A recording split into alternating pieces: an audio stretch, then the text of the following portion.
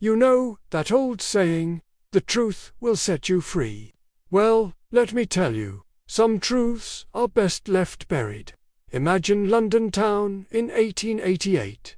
Gaslight flickers in the thick fog, painting long shadows that dance with the smoke. It's a city on the edge, and on the streets of Whitechapel, terror takes its nightly stroll. 5 women: Mary Ann Nichols, Annie Chapman, Elizabeth Stride, Catherine Eddowes, and Mary Jane Kelly, lie murdered. Their bodies bearing the mark of a killer who's not just violent, he's surgical in his brutality. The gas lamps illuminate the killer's calling card, and London trembles. Who is Jack the Ripper? For over a century, this name struck terror into the night. More than 200 letters were received by the police claiming to be from the Ripper, but most were tossed out as hoaxes. Then there was the letter postmarked from Whitechapel, penned with a chilling certainty that made the hairs on the inspectors' necks stand on end. My word, the very essence of evil oozes from the penmanship. Read it with me. From the very first, I knew you would find my letter in the most unexpected place, and that you would be surprised how a man came into possession of the address. You see, I am the man who knows all the secrets of the Whitechapel murders, and I know the name of the man who committed those horrible crimes. Yes, the ink on the page seems to writhe like a living thing, doesn't it? Strange how the mind plays tricks on us. The killer operated with surgical precision, removing organs with an expertise that suggested not just a madman, but a man with medical training. Could it be that behind the fog and darkness, the true monster lurked not in the shadows, but in the halls of power? You curious where this trail of secrets leads?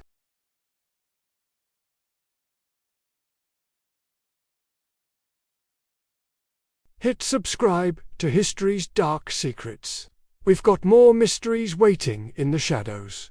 Imagine if the very person you trusted to protect you was the one striking fear into your heart.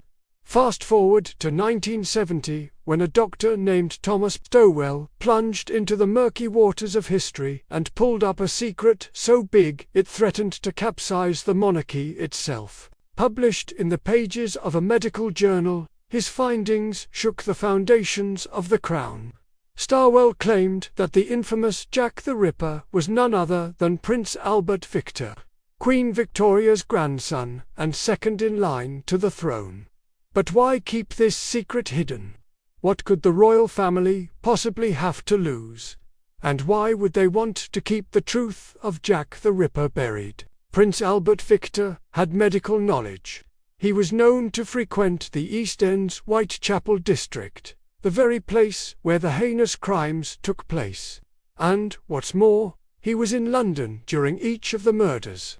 But what truly sent ripples through the royal court was the prince's mental state. According to Stowell, the prince had been treated for a loathsome disease, one that would later claim his life at the young age of 28. And guess what? No autopsy was performed. He was laid to rest in a manner that raised more questions than it answered. All of this fits the profile of Jack the Ripper.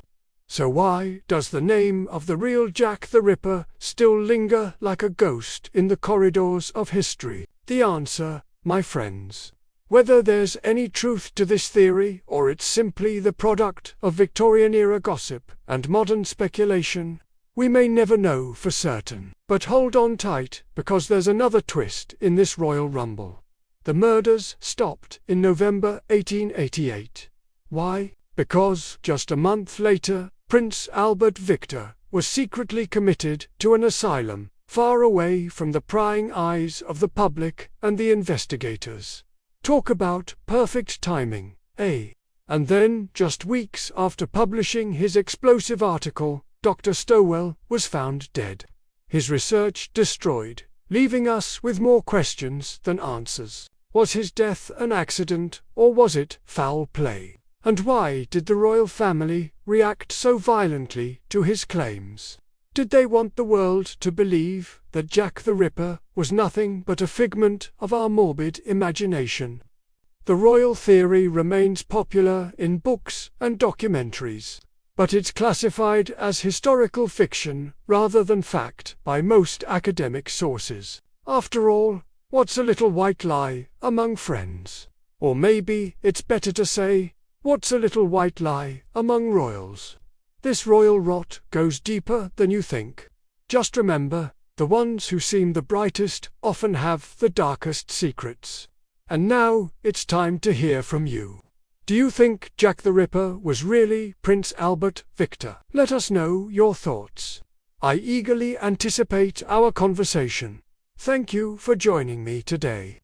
And if you haven't already, please subscribe and become part of our community. Until next time, stay curious and keep asking questions. Together, we'll uncover the truth.